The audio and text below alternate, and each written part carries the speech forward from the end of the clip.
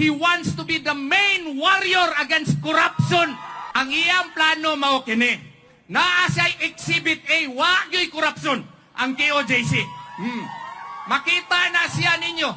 Gani, katong naglaban ko siya sa Iona, dito sa Hawaii, kay kuha man ang iyahang eroplano, kay naalagi mga gusto siyang dauton, gibutangan og daghang kwarta ang eroplano. Niadto ko dito lupad. Paglupad na ako dito, naghimo kog suwat. Hala, ning tuo man po mga Amerikanos kuha, girelease ako ang eroplano. Okay. Karon nalipay pastor, di pa suroy-suroy ko niya dito sa iyahang mga properties, Las Vegas, dito sa California, dito sa ubang mga lugar.